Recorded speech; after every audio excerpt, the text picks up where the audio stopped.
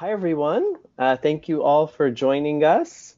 I have the great pleasure and honor to interview Dr. Melanie Joy.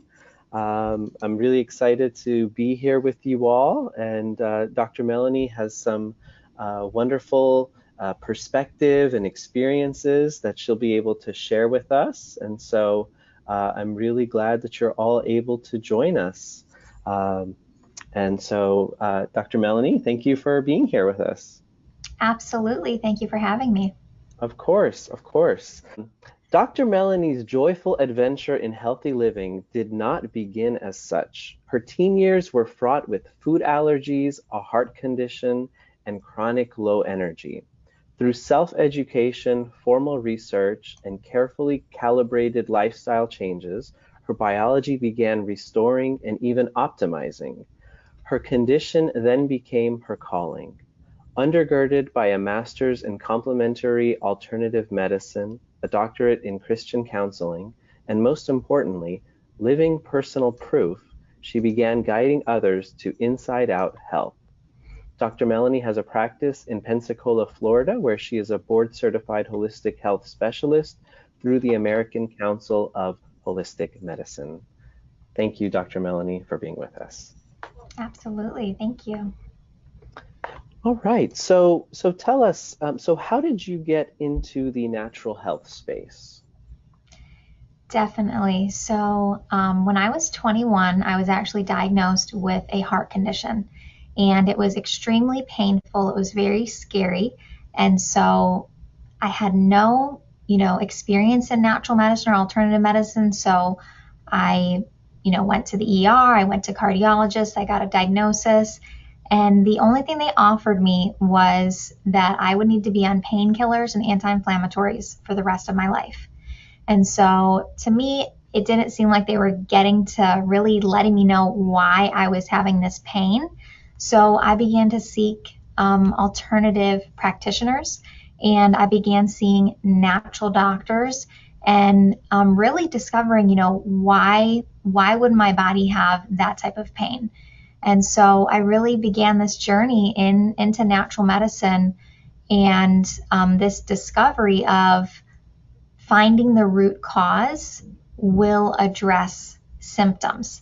So that was a new concept to me at the time, but I really saw some great practitioners, and they kind of led me on this path of changing my diet, taking very specific supplements, changing my lifestyle, and I began noticing changes. I began having more energy. I was told I would have to have an echocardiogram every year to assess my heart health. And after I went, I think it was 2 years later, they said, you don't have anything wrong with your heart, so you don't even have to come back. And Oh, at that wow. point, it was such a life changing time for me because I went from feeling like I was, 80 years old, hit by a truck every morning, could barely get out of bed, to I could be fully living my life and fully engaged in my life. And so it was such a dramatic experience that I could no longer continue teaching. At that time, I was a teacher, and I decided to change my career. I went back to school and studied alternative medicine, and I began my practice because I truly felt like, I wanted to share what I learned. I wanted to share solutions. And so that's really how I got into the field. Wow. That is lovely. So your own personal healing experience and what you learned and the insights that you gained from that led you to embark upon a career in holistic medicine. Yes. Beautiful. Wow. So, so with that, so when you were able to see like your heart condition get cured, was there like what was the feeling quality? Like what was your base state while you had the heart condition, and then what was like your base state of operating, if you will, once your heart condition was cured? So when I was diagnosed with the heart condition, it was a very stressful time period. I was in college, I was working a lot. My body had a lot of inflammation, And sometimes I wasn't even conscious of it, but just a lot of fatigue, joint pain, just a struggle to even get out of bed. I mean, there was just everything was a chore, but I constantly pushed myself and I constantly, I still had this drive. I still wanted to, accomplish my educational endeavors. I still wanted to work. So I kind of almost forced myself into this overly exhausted, stressful state. And on top of it, my diet wasn't good. My diet was the standard American diet. And so it was almost as if, at the time I really wasn't listening to my body and I wasn't consciously aware of what was going on. And so if you compare that to, when I reversed the heart condition and when I began to really optimize my biology, I began to have energy. I began to have less brain fog. I didn't have joint pain. I could digest my food, and it was almost as if almost like living in a different body and just becoming aware of my stress level, and noticing, when I eat at night, I'm more tired in the morning. If I eat too late at night and too much at night, my stomach is hurting all night and I'm not able to sleep well, and the next day I'm not feeling well. Noticing, wow, if I actually have, a regular healthy meal at dinner time, I'm sleeping better. And so at that point, then getting my body into a healthier, circadian rhythm. And so it was a process, and going through those steps of natural medicine. Sometimes those stages can be uncomfortable because you come face to face with your lifestyle decisions that have caused your health symptoms.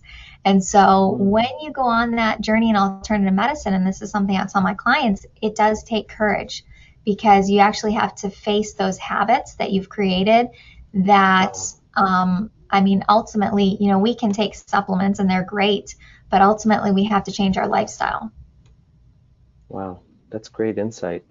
Wow, so you're faced with your habits, with what you've created, so you basically have to look in the mirror, it sounds like. Yes.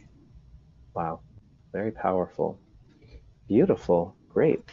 So you touched about how you were initially on painkillers, and then through this discovery of, alternative healing methods, you were able to cure yourself. I was wondering if you could talk about some of the common misconceptions that you see in your practice that people have about health when they come and visit you. Yes. So really one of the most common misconceptions is that we've been led to believe that health is compartmentalized, and that, if there's chest pain, we're going to look at the heart, or if there's, stomach pain, we're only going to look at the gut, or, if there's a foot problem, we're not necessarily going to assess the nervous system right away. We just, zero in, right on the foot. And so with medicine, it seems as though it's been compartmentalized to, okay, if you're having a symptom, we're going to send you to this specialist and this specialist. And realistically, the way that the body heals is a very holistic approach.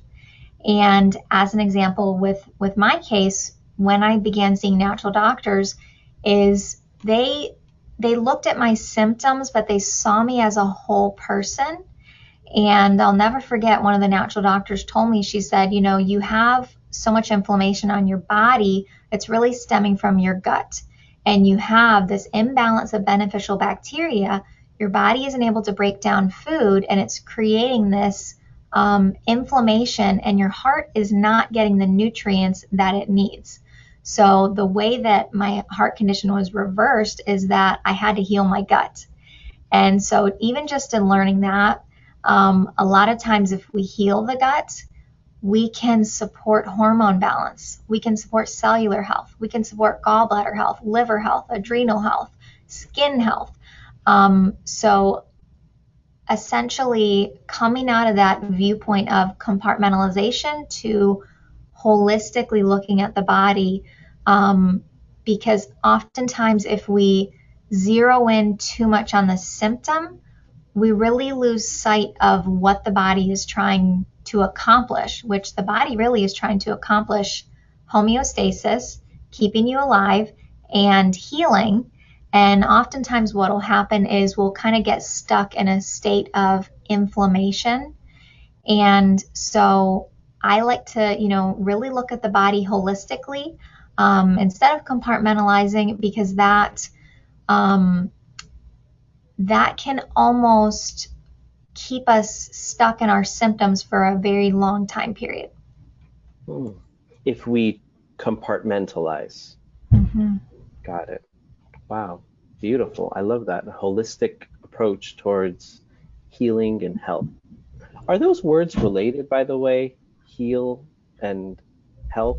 I mean, it seems like there's like um, a connection there. It does seem like there is a connection. I mean, I feel like there is heal and health. I mean, Yeah, yes, they do go together. beautiful. Great. So one of the things that was really, inspiring for me, that led us, I think, to have this interview was I learned about your interest in somatic experiencing. And when I saw that, it was like, okay, we have to talk. I was wondering if you could tell me about somatic experiencing and why it interests you. Yes. So somatic experiencing is a method of, it's like a body oriented approach to the healing of trauma and other stress disorders. And how I got interested in somatic experiencing is throughout my journey, I had this, dramatic physical healing.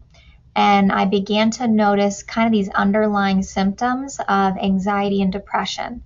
And I worked with practitioners and we would do, emotional release work like tapping.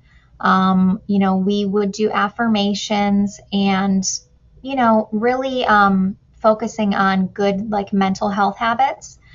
And then throughout my journey, I began researching and reading more about inner child healing and trauma healing and what that really means. And it really interested me. And so I actually, started seeing practitioners that utilize these tools. And for me, it was a completely a whole other, dramatic experience of this is a way to not only support the body physically because it is a body-centered approach, but it's really it almost helps you just be more present in the world. And when you're supporting your mental health, your emotional health, when you're really connecting, with your inner child and you're really connecting with yourself, that's like a ripple effect that's gonna take place as you live your life. So for me, it was almost like all of a sudden noticing I don't have the social anxiety anymore. And all of a sudden having the tools to practice when I notice I'm in fight or flight and utilizing a grounding technique, or noticing when I'm triggered and how I can help my body come out of that stressful stage. So obviously if I'm going to incorporate anything in my practice, I have to, benefit from it, firsthand. And so it was right after I finished my PhD in Christian counseling, I began the somatic experiencing training. So I'm still in the training. And when I went to my first session, it was such an experience of feeling home. It was an Wow. experience of I am with other like minded people that want to live on this earth and have a healthy nervous system and truly be, healed, healthy, and whole, and be able to, walk that out in the sense that, okay, in life, we're going to have events. We're going to have stressful time periods. But what are the tools that really help our body to not have such a long-term effect from that stress? And so that's kind of what led me to somatic experiencing. Wow, that is beautiful. Yeah, just listening to you speak about that, it just made me more conscious of like my body. Just made me say, oh wow, I have to listen to my Mm-hmm. body. That was beautiful. Great. All right. Yeah. And then one of the other topics that I wanted to touch on was in relation to your healing, experiences and your work with people to help them heal. So as we've noticed, there's a lot of pain and chaos, going around in the world right now, and it's so rampant. There's the fear, there's hatred, from related to everything from the COVID lockdown to fears about the virus, and now the protests and riots.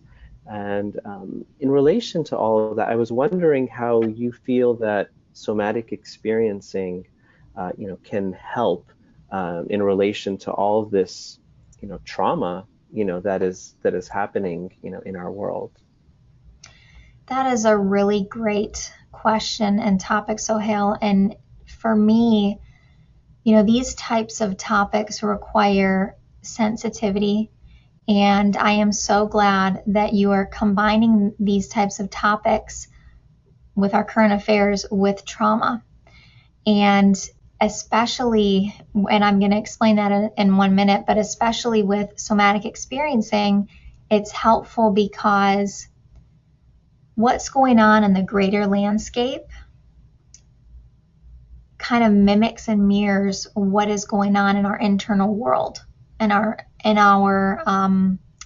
soul, in our subconscious mind, in our emotions. And so, if we're, triggered about something, or we're angry, or we're fearful, or we're upset, if that type of energy can be released and processed within our body, and that internal war can be soothed, loved, nurtured, seen, heard, and validated, we wouldn't necessarily have to aggressively and angrily act out that in the public setting. So, it's essentially what we're witnessing is unresolved trauma, fear, hurt, pain, shame, wounding at a very deep level. And, we can witness that on the landscape in a very broad sense. But then it's also just, making this very individual, in that, each individual person, has their own very specific traumas that, if the brain suspects trauma, it's going to trigger that cascade effect of fight or flight. So I'll start by saying that trauma, we think of trauma kind of as an event, usually, typically, but that can have some gray area, because a lot of times there can be trauma from an event that's like a positive thing. Like we may get into fight or flight by public speaking, or, a wedding, or the birth of a child. So really, when we talk about trauma, it's important to look at it from a body perspective, in that trauma really resides in the body within the nervous system. And what can happen is our brain, as it experiences trauma, there is this instinctual process that is engaged, and essentially the brain we begin to feel a sense of helplessness. And when that gets triggered, the brain begins to send out this cascade of a biochemical response that is either going to put us in fight, flight, or freeze. Now, this is a part of our autonomic nervous system that we do not have control of, and that's a good thing. So our brain is scanning things, and that's a good thing, because if we're being chased by a tiger or a lion, we're not going to think what to do. Our body is automatically going to send those biochemical reactions to fight, flight, or freeze. So it's not something that we're really conscious of. But so we can see that this, instinctual behavior is important. The trouble with trauma is that the human brain has a way of learning to associate many things with that trauma. And so it's almost like a hyper startle response where our brain re-engages in that neurochemical process, and it's a protective response. But if it happens over and over and our body doesn't think that the threat is extinguished, we can actually get stuck in a state of fight, flight, or freeze. And so there's something as simple as even the doorbell ringing can startle us. Or, maybe we were in a car accident and we're driving in that same spot. We're totally safe. We're not in the car accident, but our body all of a sudden starts getting into fight or flight. Or we're reading a news article, or we're watching the news, and we're noticing an activation of, anger or fear at what we're watching.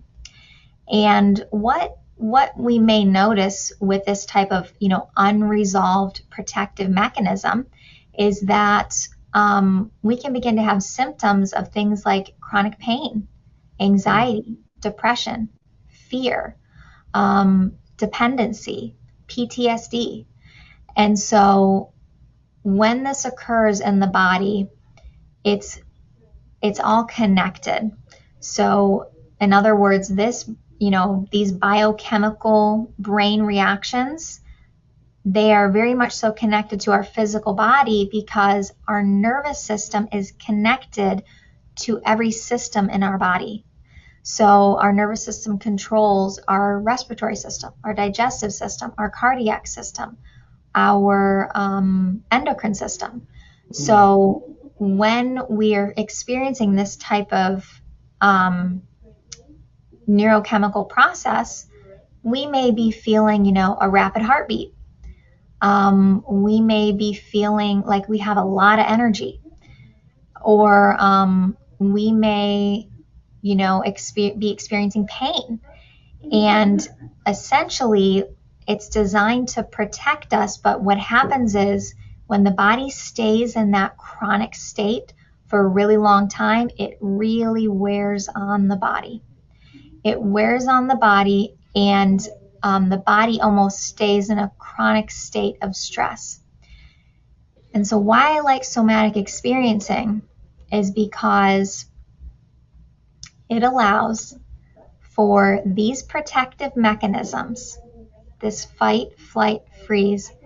It allows the body to feel safe in a very gentle way, because a lot of times when we bring up trauma, instantly everyone's on edge. But somatic experiencing is not about rehashing the past. And sometimes it's good to get something off your chest or to journal something out. But in somatic experiencing, we are trying to locate places of safety in the body, because typically what happens with this chronic state of stress is that there's a lot of tension. There can be, stomach tension, chest tension, trouble breathing, head tension. And so we help the body to release this stored protective mechanism by accessing safety. And it is such a gentle and loving approach to even, you would think of someone who's like a military veteran who is so strong, but they have so much tremendous pent up survival energy that we just really slowly have to develop safety. And we do that through grounding techniques and through somatic experiencing by locating, where are the safe places, and highlighting and allowing their nervous system the process and the chance to release that stored survival energy. And what ends up happening when we give someone that space, we truly are holding space for them.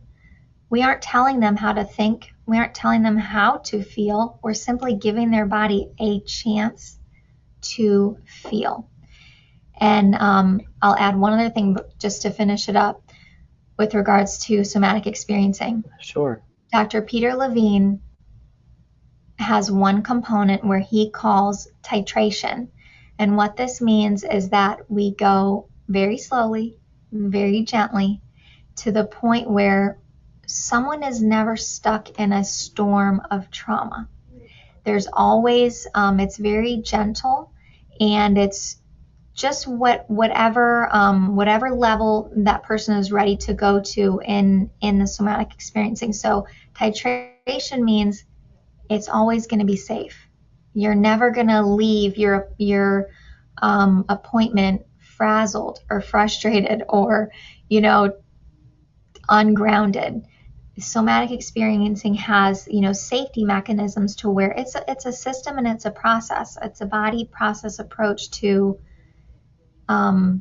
gently going through these stages without overly activating the stress response that's already in place. Wow. What a beautiful, refined system. It seems it's so careful and with such love and care, and wow. And it just seems so, like you said, gentle in helping to, to heal the trauma. Just, I love that. Thank you. Wow. Wonderful. And I know we're running out of time, but I just wanted to see if there was, anything else that you wanted to share about your practice, about the somatic experiencing, how people can get in touch with you. If there's anything that you'd like to share on that for final thoughts. What I will add just about somatic experiencing, and there are other tools for processing trauma. I think today with our landscape, when we can hold space for someone else, and holding space for someone else who may have a different belief system than us, who may have a different lifestyle or life than us, or who may even be, have different experiences than us. And what somatic experiencing allows for is it allows that individual to feel safe. And I think collectively what we're seeing is that people aren't feeling safe.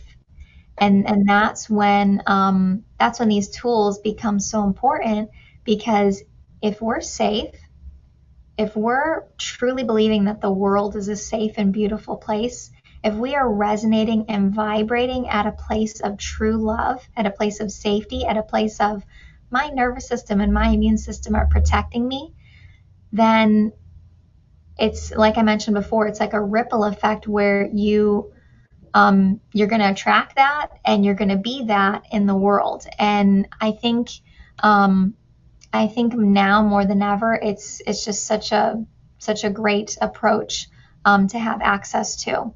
So, but as far as people contacting me, my website is drmelaniejoy.com. And I do in-person and virtual consults.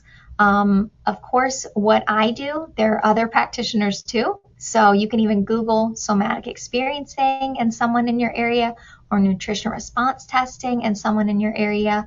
And I truly believe that healing can be available to everyone, and that everyone should have access to it.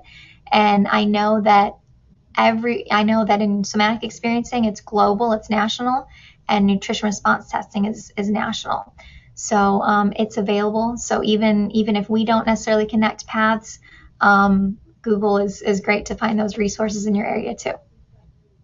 Wonderful. Wow.